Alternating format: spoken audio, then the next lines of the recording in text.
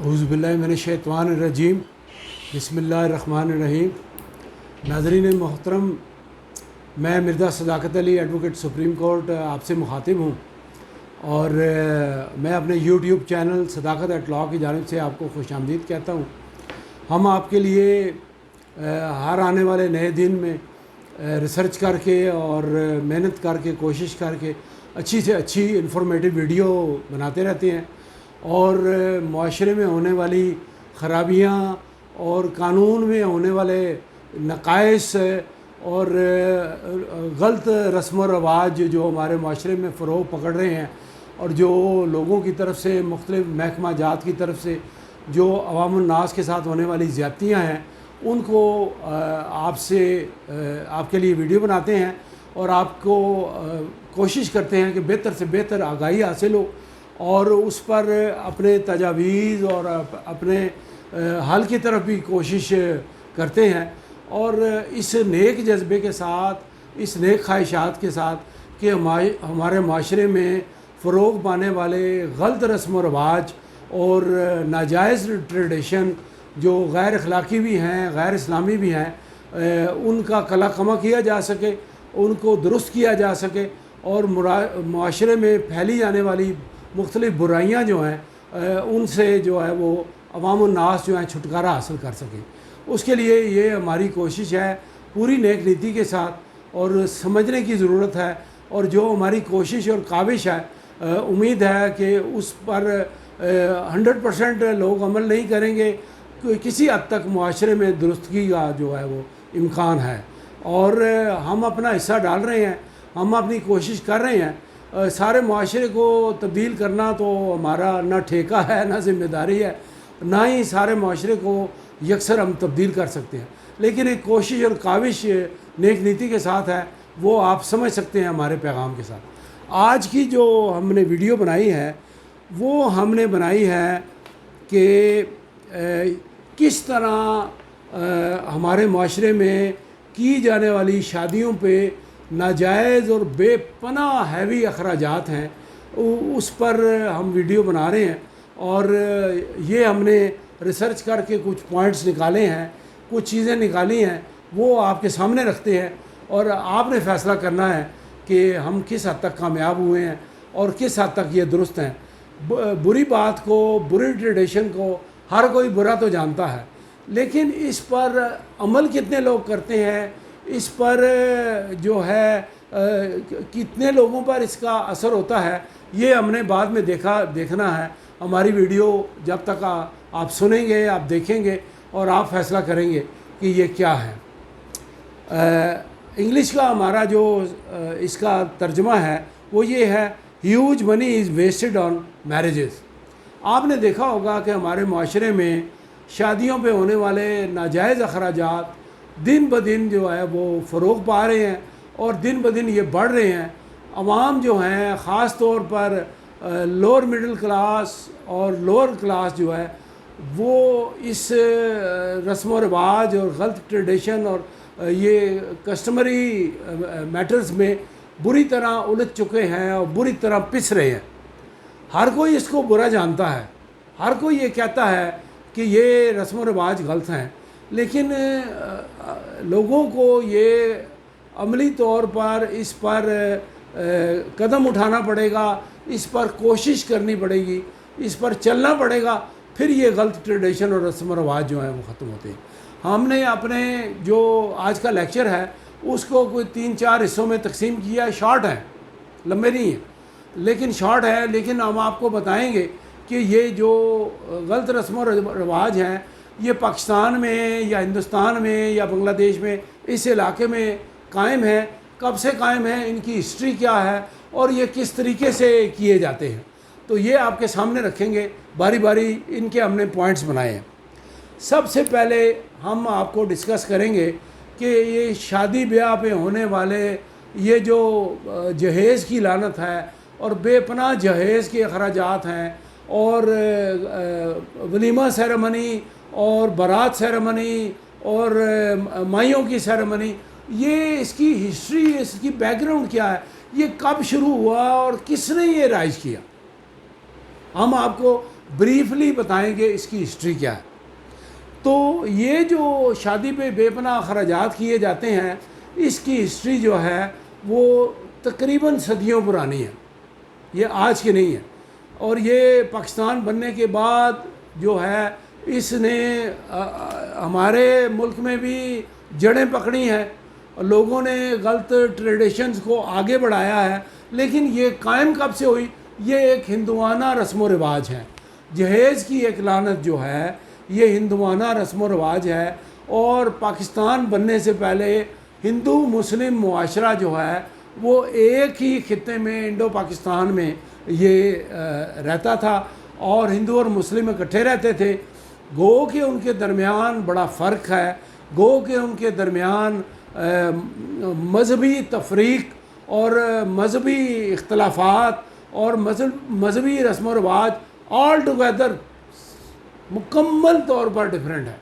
لیکن کچھ علاقائی رسم و رواج ایسے ہیں جو اس علاقے میں رائج کیے گئے، اور مسلمان چونکہ تعداد میں کم تھے، ہندو تعداد میں زیادہ تھے، اور ہندو اکنامیکلی اور معاشی طور پر زیادہ مستحکم تھے، وہاں سے ان کے جو امیر لوگ تھے انہوں نے یہ رسم و رواج قائم کیے، اور مسلمانوں نے ان سے یہ رسم و رواج اڈاپٹ کیے، حاصل کیے، اپنے اندر بھی رائج کیا، اور وہ چیزیں اپنا لیں جو ہندوانہ رسم و رواج تھی۔ تو اس کی جو ہسٹری ہے وہ یہ جو اس کو کہتے ہیں جہیز کی لعنت، اور بڑا بڑا جہیز دینا بچیوں کو شادی پہ، اور اس کا ڈسپلے کرنا، اس کی نمائش کرنی، لوگوں کو دکھانا کہ ہم یہ جہیز دے رہے ہیں، یہ ڈسپلے جو ہے یہ بہت قدیم ہے، پاکستان کے وجود میں آنے سے بھی صدیوں پرانا ہے۔ وہ آج بھی رائج ہے، وہ آج بھی لوگ اپنا رہے ہیں، بلکہ اس میں دن بدن اضافہ ہوتا جا رہا ہے۔ تو یہ کوئی نئی چیز نہیں ہے جو ہمارے پاکستانی معاشرے میں وقوع پذیر ہوئی ہے، یہ بہت پرانی ہے، لیکن وقت کے ساتھ ساتھ یہ ڈیولپ ہوتی گئی اور یہ بڑھتی گئی۔ ایک تو بات یہ ہے کہ آپ کو ایک بات بتا دیں کہ ہمارے مذہب اسلام میں جہیز کی جو دیا جانا ہے، جہیز کا جو لڑکی کے لیے بنانا ہے، وہ کوئی مینڈیٹری نہیں ہے، یعنی لازم نہیں ہے۔ لیکن مسلمانوں کے درمیان جو قرآن کریم کی احکامات ہیں، وہ اللہ تعالیٰ نے قرآن کریم میں واضح طور پر ارشاد فرمایا کہ اسراف سے منع کیا گیا ہے۔ کنجوس کو بھی اللہ تعالیٰ نے ناپسند فرمایا ہے، کنجوسی کرنا بھی اللہ تعالیٰ نے لعنت بھیجی ہے کنجوسی کرنے والے پر، لیکن ناجائز طور پر اسراف کرنے سے بھی منع کیا گیا ہے۔ بلکہ یہاں حکم یہ ہے کہ آپ ہر معاملے میں میانہ روی اختیار کریں۔ اگر کہیں اخراجات کی بات ہوتی ہے تو وہاں بھی میانہ روی اختیار کرے، اور اگر کہیں کنجوسی کی بات ہوتی ہے تو کنجوسی سے منع کیا گیا ہے، وہاں بھی میانہ روی۔ یہ میانہ روی ایسی ایک ہدایت کی بات ہے جس میں لوگ پریشانیوں اور الجھنوں سے بچ جاتے ہیں، اور ان کے لیے انسانی اور اچھی طرز زندگی گزارنا جو ہے یہ ایک سہولت کی بات بن جاتی ہے۔ اب چونکہ میں آپ کو بتا چکا ہوں کہ یہ ہندوانہ رسم و رواج ہے، تو ہندوؤں میں یہ ٹریڈیشن بڑی پرانی چل رہی ہے کہ وہ بچیوں کو جو ہے وہ آرٹیکلز آف ڈوری جو ہے وہ دیتے تھے، اور بہت قدیم زمانے سے دیتے تھے، اور اس کی ڈسپلے بھی کرتے تھے۔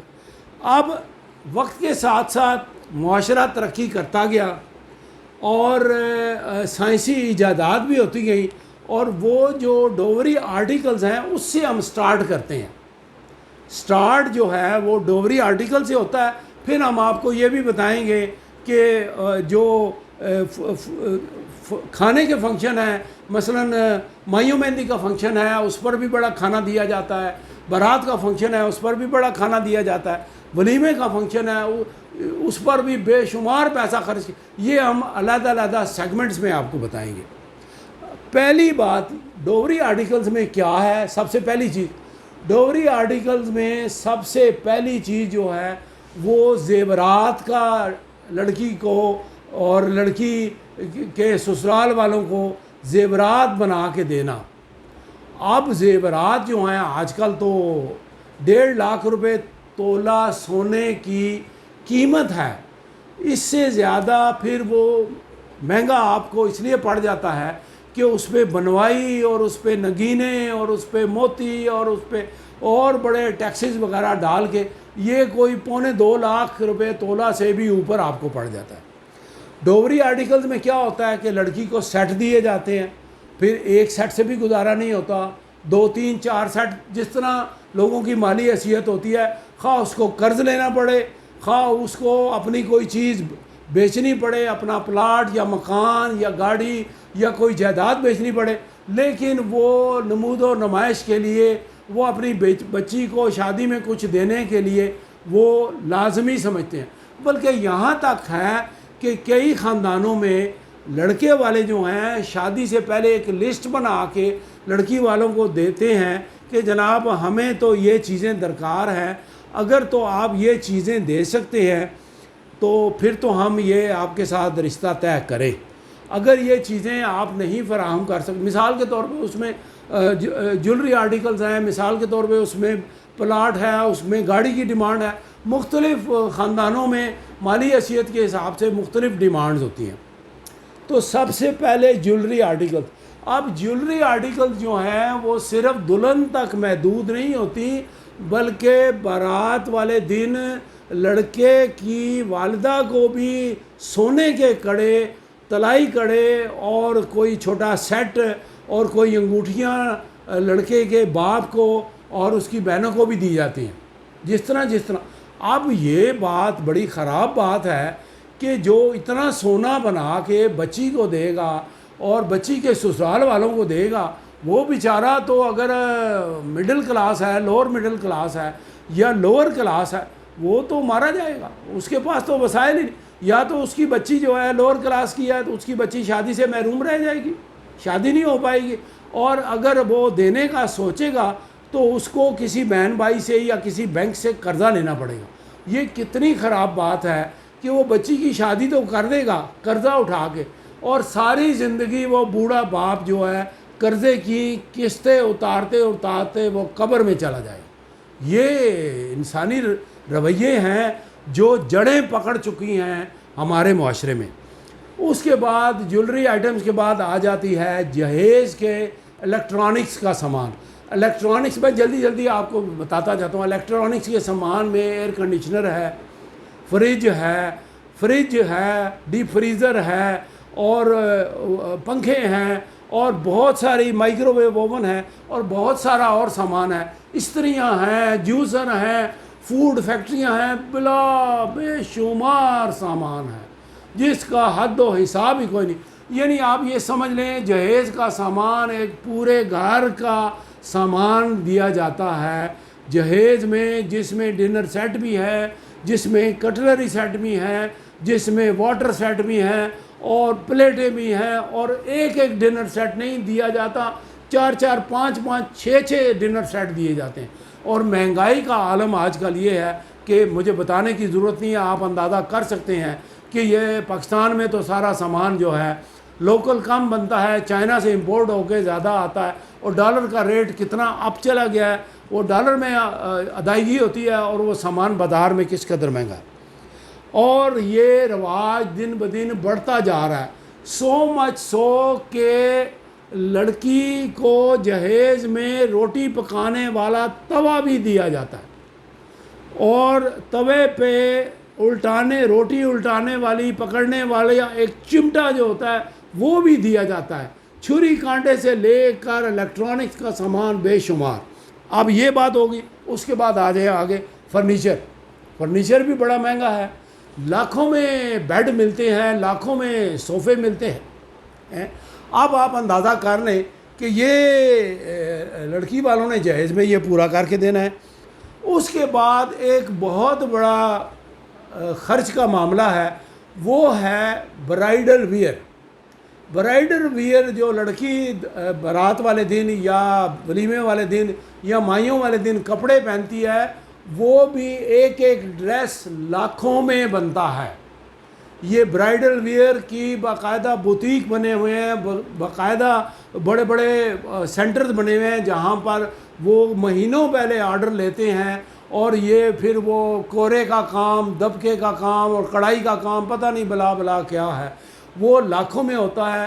عام سوٹ 4-5-6 لاکھ روپے کا بنا لینا کوئی بڑی بات نہیں ہے۔ جو بہت بڑی اور پاکستان کی رچ فیملی ہے، ان کے سوٹ تو ملینز میں بنتے ہیں، اور دلہن چلتی آ رہی ہے اور اس کے پیچھے اس کا ایک ٹیل ہے، وہ اس کا جو ڈریس ہے وہ زمین پہ لٹکتا چلا آ رہا ہے، پیچھے 4-5 بچیوں نے وہ اس کو شہزادی کی طرح اٹھایا، اور پہننا صرف اس نے 3-4 گھنٹے ہے۔ اس کے بعد وہ ڈریس ساری زندگی نہیں پہن سکتی۔ وہ 6 لاکھ 5 لاکھ یا 10 لاکھ کا جو برائڈل ویئر ہے وہ ایک دفعہ 4 گھنٹے میں پہنے گی، اس کے بعد وہ الماری کی زینت بن جائے گا، وارڈروب کی زینت بن جائے گا، کبھی بھی وہ پہن نہیں سکے گی۔ ایک بات۔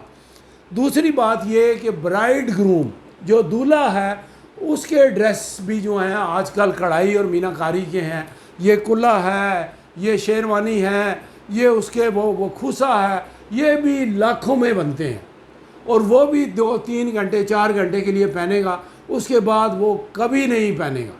میرے اپنے بچوں کی شادیاں ہوئی ہیں، وہ ایک ہی دن وہ ڈریس پہنا گیا، اس کے بعد نہیں پہنا گیا۔ اس کے بعد آ جاتا ہے خرچ جو بڑے اخراجات میں ہے، وہ بیوٹی پارلر کا خرچ۔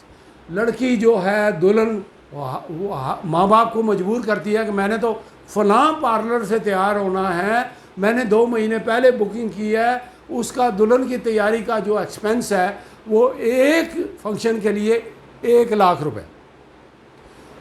بارات کے لیے وہ الگ تیار ہوگی، ولیمے کے لیے وہ الگ تیار ہوگی، اور مائیوں مہندی کے لیے وہ الگ تیار ہوگی۔ آپ اندازہ کریں، اس کی کوئی حد حساب ہی کوئی نہیں۔ کس دین میں لکھا ہے، کس اسلامی شعائر میں لکھا ہے کہ یہ آپ یہ اتنا اخراجات کریں؟ کیا ہمارے نبی کریم صلی اللہ علیہ وسلم اور اسلامی خلفائے راشدین کے وقت بھی یہ چیزیں تھیں؟ کبھی نہیں۔ انہوں نے تو سادگی اپنائی۔ ہمارا دین تو سادگی اپنانے پر کہتا ہے، لیکن یہ معاشرے میں یہ چیزیں دن بدن بڑھتی جا رہی ہیں اور ایک لعنت کی شکل اختیار کرتی جا رہی ہیں، اور لوگ خرچ کرتے ہیں، ادھار لینا پڑے، قرض لینا پڑے، چوری کرے، رشوت لے، ڈاکہ مارے، اس نے بچی کے لیے یہ کرنا ہے۔ اور بچیاں بھی کہتی ہیں کہ میری تو فلاں فرینڈ کی شادی پہ وہ فلاں جگہ سے تیار ہوئی تھی، وہ تو 1.5 لاکھ میں اس نے میک اپ کرایا تھا، میں نے بھی وہی کرانا۔ ماں باپ مجبور ہو کے کرتے ہیں۔ اس کے بعد یہ تو ہو گئی، میں نے آپ کو سیگمنٹس میں بتا دیا مین اخراجات۔ اس کے علاوہ دولہا والے جو ہیں وہ ڈیمانڈ کر دیتے ہیں کہ جی فلاں نے تو، لڑکے کی ماں آ کے کہتی تھی فلاں نے تو اپنی بیٹی کو جو ہے وہ جہیز میں کار بھی دی تھی، اور اگر آپ ارینج کر دیں تو اچھی بات ہے، اور اگر کوئی پلاٹ ہو جائے تو اور بھی اچھی بات ہو جائے گی۔ ہم تو ہمارے تو خاندان میں پلاٹ اور وہ جو ہے کار وہ تو دلہن ضرور لے کے آتی، کچھ بھی نہ دیا ہو انہوں نے، ڈیمانڈ وہ یہ کریں گے۔ کس قدر ظلم کی بات ہے کہ ایک آدمی کی 5 بچیاں ہیں، 5 بچیوں کے لیے وہ ہر بچی پر اتنے لاکھوں کے اخراجات کرے گا۔ بعض شادیوں میں اخراجات لاکھوں میں نہیں ہوتے، کروڑوں میں ہوتے ہیں۔ اور بلکہ میں نے پچھلے دنوں تو ایک شادی پاکستان کی ایک بڑی مشہور فیملی کی شادی دیکھی، جو گجرانوالے کی شادی تھی، اس میں پتہ چلا، نیٹ پہ ہر جگہ بتایا گیا کہ اس شادی پہ 2.5 ارب روپیہ خرچ ہوا، ایک شادی پہ 2.5 ارب روپیہ۔ میں نام نہیں لیتا ان کا، اچھی بات نہیں ہوتی کسی کا نام لینا میڈیا پہ، لیکن یہ آپ لوگ سمجھ گئے ہوں گے میں کس شادی کے متعلق بات کر رہا ہوں۔ 2.5 ارب روپے کی شادی ہوئی، اور مولانا حضرات بڑی بڑی شادیوں پہ 15-20 لاکھ روپیہ نکاح کرانے کا لیتے ہیں، جو مشہور علماء کرام ہیں۔ اب آدمی ان سے پوچھے کہ تمہارے اندر دین کے جو اصول ہیں، جو کفایت شاری کے اصول ہیں، جو میانہ روی کے اصول ہیں، وہ اس وقت کہاں چلے جاتے ہیں؟ 20-20 لاکھ روپیہ، 15-15 لاکھ روپیہ، 10-10 لاکھ روپیہ آپ نکاح سیرمنی کا لیتی ہیں، لینڈ کروزروں پہ آتے ہیں، لینڈ کروزروں پہ جاتے ہیں. خیر یہ ایک الگ بات. اب آ جائیں سٹارٹ کرتے ہیں فنکشنز پہ. پہلا فنکشن ہوتا ہے مہندی کا. مہندی کا فنکشن جو ہے اس پر بھی لڑکی والے جو ہیں ایک کھانا دیتے ہیں، اور بہترین کھانا ہوتا ہے، مختلف ڈشز ہوتی ہیں، اور اس میں جو ہے وہ ایک میرج ہال کو مہندی کے رسم و رواج کے ساتھ فریش فلاور سے ڈیکور کیا جاتا ہے. اس ڈیکور کا خرچہ بھی لاکھوں میں ہوتا ہے. 2-4 لاکھ روپے کا ڈیکور ہونا معمولی بات ہے، اور پھر ملینز میں وہ کھانا ہوتا ہے. پھر وہاں ڈانس پارٹیاں ہوتی ہیں، پھر وہاں جو ہے وہ چھوٹے سے چھوٹا فنکشن بھی ہو تو 400-500 آدمیوں کا ڈنر ہوتا ہے. وہ ڈنر بھی اس کا اخراجات لاکھوں میں ہوتے ہیں. کہیں باربیکیو چل رہا ہے، کہیں حلوہ پوڑی چل رہی ہے، کہیں جناب گاجر کا حلوہ چل رہا ہے. آپ جاتے ہوں گے، آپ کو پتہ ہوگا کہ کیا کیا کچھ ہوتا ہے. یہ سارا ایک تماشا ہے. اور پھر اس کے بعد مہندی پر فائر ورکس بھی ہوتا ہے، گانا بجانا بھی ہوتا ہے، فائر ورکس بھی ہوتا ہے. یہ ساری چیزیں ہمارے اسلام میں، مسلمانوں میں کہاں رواج تھا. یہ مہندی کی رسم تو سراسر ہندوؤں سے اڈاپٹ کی ہوئی ہے، لیکن ہے لوگ کہتے ہیں کہ ہم مہندی کریں گے اور یہ کریں گے، فلاں نے یہ کیا تھا، اور ایک کمپٹیشن چل نکلا ہے. ایک سے ایک بڑھ کے لوگ کر رہے ہیں، اور پھر ان کی ویڈیو فلمیں بنتی ہیں، پھر وہ ڈرون کیمرے آ جاتے ہیں، وہ بناتے ہیں. میں تو دیکھ کے حیران ہوتا ہوں یہ کیا نظام ایک چل پڑا ہے. اور بڑے بڑے خوبصورت اور مہنگے میرج ہال جو ہے وہ بک ہوتے ہیں.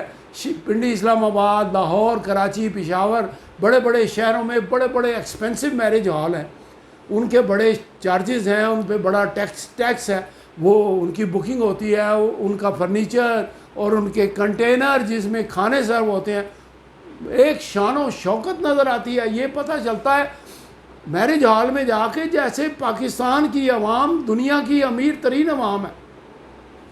بھائی ہم اس قوم کے لوگ ہیں جس قوم کے اوپر 30,000 ارب روپے کا قرض ہے، اور لوگ سمجھتے نہیں ہیں اس بات کو کہ ہمارا بچہ ہماری نسلیں جو ہیں وہ قرض میں ڈوبی ہوئی ہیں. حکمران قرض لے رہے ہیں لیکن شاہانہ طور طریقہ زندگی کا چھوڑنے کے لیے تیار نہیں. اب آ جائیں کہ یہ جو سارا بڑے سے بڑا خرچ اور بڑے سے بڑے کھانے اور بڑے سے بڑا فائر ورکس جو ہے یہ فنکشنز پہ ہوتا ہے، یہ کس لیے ہوتا ہے؟ This is all display of wealth, this is display of money, and this is competition in the society. فلاں نے یہ کیا تھا میں یہ کروں گا، فلاں نے یہ کیا تھا میں یہ کروں گا. اور عورتیں بھی جو ہیں وہ پیچھے رہنے کے لیے تیار نہیں. وہ کہتی ہیں ہم کریں گے. آپ جہاں سے مرضی لائیں، خامدوں کو مجبور کرتی ہیں. آپ رشوت لیں، ڈاکہ ماریں، چوری کریں، میں نے تو اپنی بچی کی شادی میں یہ کام کرنا ہے. اچھا اب آپ آ جائیں اس کے بعد بارات کا فنکشن. بارات کے فنکشن پر بھی دلہن جو ہے وہ اپنی مرضی کا میک اپ کرانے کے لیے وہ کرتی ہے، اور پہلے بکنگ ہو جاتی ہے 1,00,000 1.5 لاکھ 2 لاکھ روپے کا. وہ جو ہے اس کا فنکشن ہوتا ہے. اس کی مہندی ہوتی، اس کے ہاتھوں پیروں پہ سب جگہ مہندی لگتی ہے. نیلز بنائے جاتے ہیں، اس کے آئی لیشز بنائے جاتے ہیں. صرف 50 ہزار روپیہ، لاکھ روپیہ آرٹیفیشل آئی لیشز لگانے پہ لے لیتی ہیں، اور 50 ہزار روپیہ، 70 ہزار روپیہ آرٹیفیشل نیل آرٹ والی لے لیتی ہیں. اب مجھے بتائیں کہ یہ ہم کس طرف رواں دواں ہیں. یہ ہو گیا. اس کے بعد جو بارات کا فنکشن ہے اس پہ بھی لڑکی والوں کی خواہش ہوتی ہے کہ بہترین کھانا ہو جس میں ورائٹی آف ڈشز ہو، اس میں 10 قسم کی ڈشز ہوں، باربیکیو بھی ہو، یہ بھی ہو، وہ بھی ہو. آپ سارا سمجھتے ہیں، سمجھ گئے ہوں گے. میں لمبا ٹائم نہیں لیتا کیونکہ آپ کا وقت وہ میرا بھی وقت قیمتی ہے، لیکن آپ کو اندازہ ہو گیا ہوگا کہ میں کیا کہنا چاہ رہا ہوں. اتنی زیادہ ڈشز، اور پھر 10 15 سویٹ ڈشز ہوتی ہیں، 10 سیلڈز ہوتی ہیں. وہ ساری نہیں بندہ کھا سکتا. آپ نے یقیناً میری بات سے آپ اتفاق کریں گے، وہ ساری چیزیں ایک آدمی اپنے پیٹ میں نہیں ڈال سکتا۔ بے شمار لوگ پلیٹیں بھر لیتے ہیں اور بوٹیوں کا اور سیلڈز کا اور چیزوں کا پہاڑ بنا لیتے ہیں، وہ تھوڑا سا کھایا جاتا ہے، اس کے بعد وہ بری ہوئی پلیٹیں وہیں چھوڑ کے چلے جاتے ہیں۔ یہ سارا جو ہے وہ ضائع ہو جاتا ہے، اور دیگیں پکی ہوئی جو ہیں وہ بھی ضائع چلی جاتی ہیں۔ یہ پیسہ کسی غریب کے کام بھی آ سکتا ہے، لیکن لوگ بنواتے ہیں، کمپٹیشن میں کرتے ہیں۔ یہ ہو گیا بارات کا فنکشن۔ اس کے بعد آ گیا ولیمے کا فنکشن۔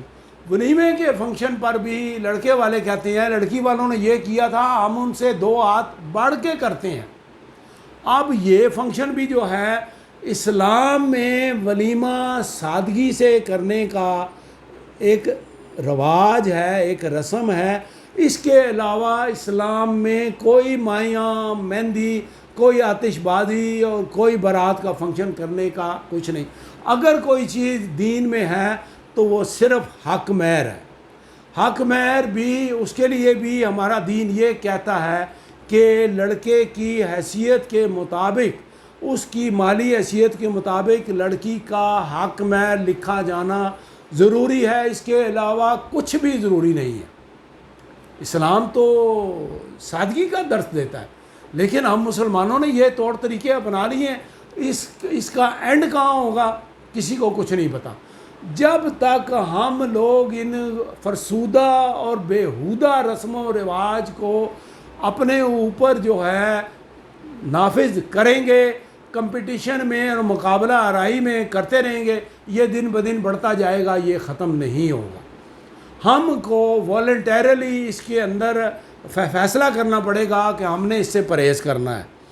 تو ولیمے کے فنکشن میں بھی ورائٹی آف ڈشز ہوتی ہیں، اور وہ جو ڈریس بارات پہ یا مہندی پہ استعمال ہوا وہ ڈریس دوبارہ استعمال نہیں ہوگا۔ ولیمے کے لیے بھی لاکھوں کے ڈریس علیحدہ بنیں گے، دلہن کا میک اپ علیحدہ ہوگا، اور لڑکی اور لڑکے کے گھر والے اور باقی سارے لوگ جتنے ڈریس ولیمے میں پہنیں گے وہ ایسے ہوں گے جو پہلے کبھی نہ پہنے ہوں۔ آپ اندازہ کر لیں کہ کس قدر مہنگائی ہے، اور وہ لوگوں کے دماغ کس قدر خراب ہیں کہ وہ ولیمے کے لیے علیحدہ ڈریس پہنیں گے، علیحدہ لاکھوں کے ڈریس بنیں گے، اور کس قدر ہیوی ایکسپینڈیچر ہوگا۔ اب اس میں معاشرے میں غلط روایات جو ہیں وہ فروغ پکڑتی جا رہی ہیں، کیونکہ لوگ کمپٹیشن میں ایک دوسرے سے سبقت لے جانے کی کوشش کرتے ہیں۔ اور میں آپ کو دیانتداری سے بتا رہا ہوں there is no end to it۔ اب اس کے بعد میں آپ کو بتاتا ہوں کہ یہ ولیمہ ہو جانے کے بعد یہ معاملات اینڈ نہیں ہوئے۔ لڑکی جب مکلاوے پر گھر آتی ہے تو لڑکے کے گھر والے اس کو لینے آتے ہیں، تو پورے گھر کا پھر ڈنر ہوتا ہے۔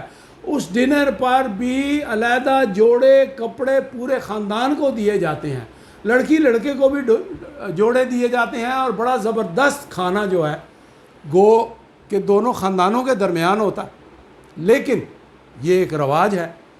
اور اس کے علاوہ ایک بات جو میں مس کر گیا ہوں وہ میں آپ کو بتانا چاہتا ہوں کہ بارات والے دن جب لڑکی رخصت ہو جاتی ہے، اس کے اگلے دن جو صبح کا ناشتہ ہوتا ہے وہ بھی لڑکی والوں کے ذمے ہوتا ہے۔ دلہن والوں کے پورے خاندان اور ان کے مہمانوں کا ناشتہ لڑکی والوں کی ذمہ داری ہوتی ہے ان کے گھر پہنچانا۔ اس پر بھی اگر لاکھوں کا خرچ نہیں ہے تو کئی ہزاروں کا خرچ ہوتا ہے، اور بڑی فالتو چیزیں جن کا زیان ہوتا ہے وہ ان کے گھر بھیجی جاتی ہے۔ اچھا، یہ بات بھی ہوگی۔ اب میری آپ سے استدعا ہے کہ ہمارے ملک میں ایک قانون بنایا گیا تھا بہت پہلے، dower and bridal gift restriction act 1976۔ اب آپ اندازہ کریں کہ اس میں بڑی نرم سی سزائیں، اس میں بڑی نرم سی چیزیں رکھی گئی ہیں، اور اس قانون پر عملی طور پر کوئی قدم نہیں اٹھایا جاتا۔ جو ہمارے ایڈمنسٹریشن ہے وہ اس پر نہیں کام کر رہے. لوگ کھلے عام اس کی خلاف ورزی کر رہے ہیں، اور یہ قانون تو ریڈنڈنٹ ہو چکا ہے. اس قانون پہ، جس قانون پر عمل داری نہ ہو اور ہماری لا انفورسمنٹ ایجنسیاں جو ہیں وہ نہ کر سکیں، امپلیمنٹیشن نہ کر سکیں اور عمل پہ آنا ہو، تو وہ قانون تو ان افیکٹو ہو جاتا ہے، وہ غیر مؤثر ہو جاتا ہے. میرا مشورہ یہ ہے کہ اس قانون کو ریپیل کر دیا جائے اور اس کی جگہ نیا قانون بنایا جائے جو نہایت سخت ہو اور اس پر عملداری کی ضرورت ہو. اب ہماری حکومتیں صوبائی ہوں یا وفاقی ہوں عملداری کیوں نہیں کرتی؟ اس کی ایک خاص وجہ ہے. انہوں نے 17%، کہیں زیادہ ہے کہیں کم ہے، 17% انہوں نے میرج ہال پہ ٹیکس لگا دیا. گورنمنٹ کہتی ہے ہمیں تو ریونیو آ رہا ہے، جتنی زیادہ شادیاں ہوں گی میرج ہال میں اور ہوٹلوں میں اور اس طریقے سے ہوں گی، اس پر ہمیں ریونیو جنریٹ ہو رہا ہے، ہمیں تو مال آ رہا ہے، تو ہم کیوں شادیوں کو جو ہے وہ پابند کر دیں؟ گورنمنٹ جو ہے وہ عوام کی بہتری اور بھلائی کے لیے قانون کی عملداری نہیں کرتی، وہ ہاتھ ہلکا رکھتے ہیں. اس لیے نہ وہ قانون سازی کرتے ہیں سخت قسم کی، اور نہ ہی معاشرے سے غلط رسم و رواج کو ختم کرتے ہیں. تو میری یہ سجیشن ہے اس ویڈیو کے تھرو کہ یہ قانون جو میں نے 1976 کا جو ہے dowry and bridal gift restriction act 1976 کا حوالہ دیا ہے، اس کو ٹوٹلی ختم کر دیا جائے اور اس کی جگہ نیا قانون اور نہایت سخت قانون بنایا جائے. اب قانون بنانے والے کون ہیں؟ قانون بنانے والے وہ لوگ ہیں جو سب سے زیادہ غلط رسم و رواج کی خلاف ورزی کرتے ہیں اور غلط رسم و رواج جو ہیں وہ قائم کرتے ہیں ہمارے معاشرے میں. قانون بنانے والے وہ لوگ ہیں ان کے پاس پیسہ خدا معلوم کہاں سے آ گیا. پاکستان میں بعض خاندانوں کے پاس اتنا پیسہ آ گیا، اتنے بااثر ہو گئے، وہی لوگ قانون بنانے والے ہیں. وہ کہتے ہیں قانون کیوں بنائیں، ہمارے بچے تو محروم رہ جائیں گے. تو بات یہ ہے کہ آپ نے سوچنا ہے، قوم کا سوچنا ہے ایز اے ہول. مثال کے طور پہ ہماری 22-23 کروڑ کی آبادی ہے، تو 22-23 کروڑ لوگ تو امیر نہیں ہیں، زیادہ لوگ تو غریب ہیں، زیادہ لوگ تو لوور کلاس ہیں اور لوور مڈل کلاس ہیں، وہ تو افورڈ نہیں کر سکتے. ان کی بچیاں یا شادی سے رہ جاتی ہیں یا محروم ہو جاتی ہیں. میں آپ کو ایک مثال دیتا ہوں.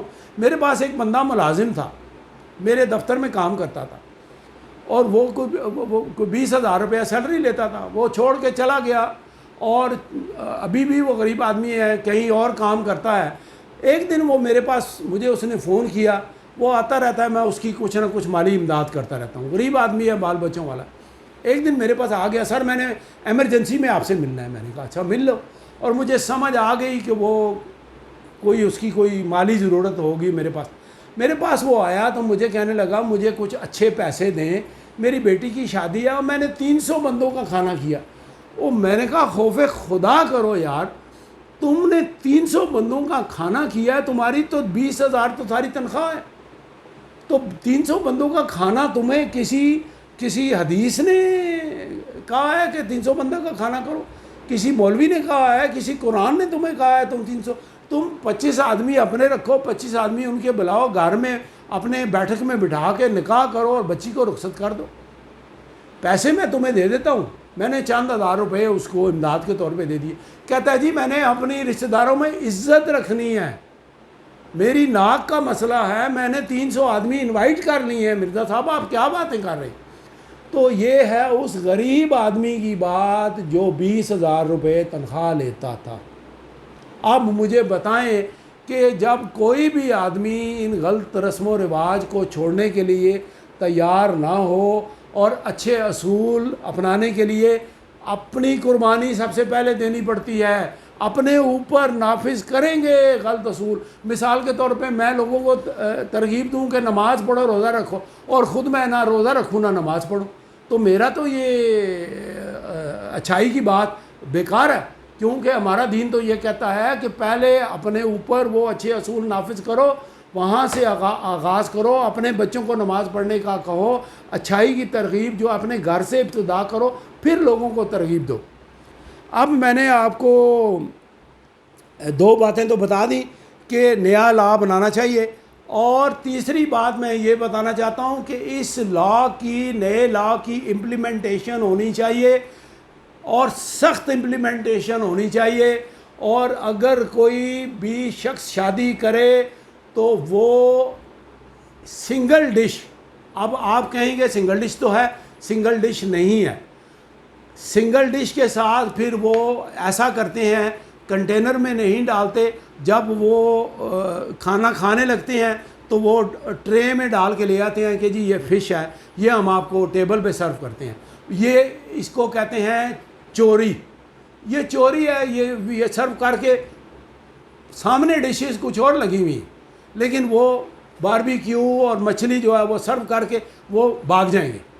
دیکھنے والا آئے گا کہے گا ڈشز تو یہ تھوڑی لگی ہوئی ہیں، کنٹینر میں ایک میں روغنی نان پڑے ہیں، ایک میں چاول ہیں اور ایک میں چکن ہے، بس سنگل ڈش ہے۔ یہ سنگل ڈش نہیں ہے۔ جو آپ نے ڈشوں میں سرو کر دیا، فش سرو کر دی، باربیکیو اور کباب سرو کر کے وہ آپ کچن میں لے گئے، یہ سنگل ڈش نہیں ہے، یہ خلاف ورزی ہے۔ اس کے بعد کولڈ ڈرنکس بھی آ جاتی ہیں، اس کے بعد 10 سویٹ ڈشز آ جاتی ہیں۔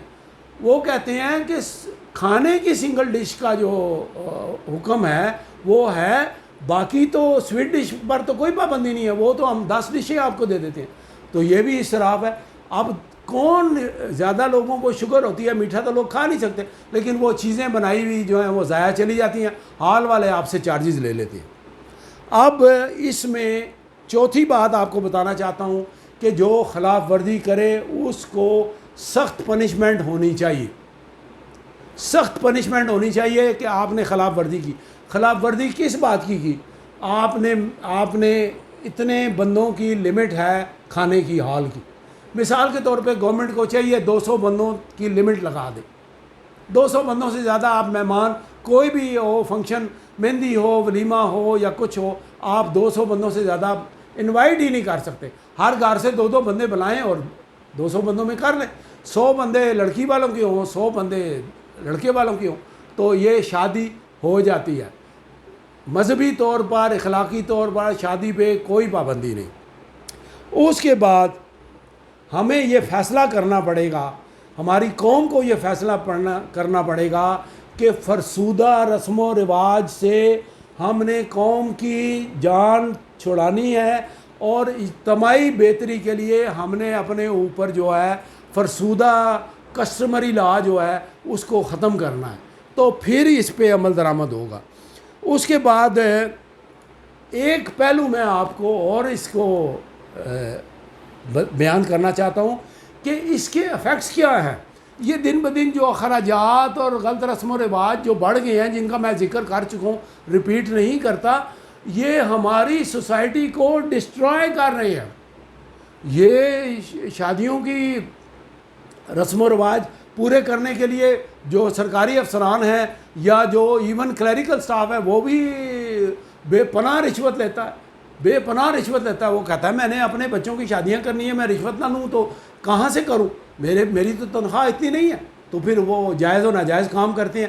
جب وہ ناجائز کام کرتے ہیں تو معاشرے میں برائیاں اور جرائم بڑھ جاتے ہیں، اور بعض لوگ تو یہاں تک کرتے ہیں، چوریاں ڈکیتیاں کرتے ہیں، بینک لوٹتے ہیں۔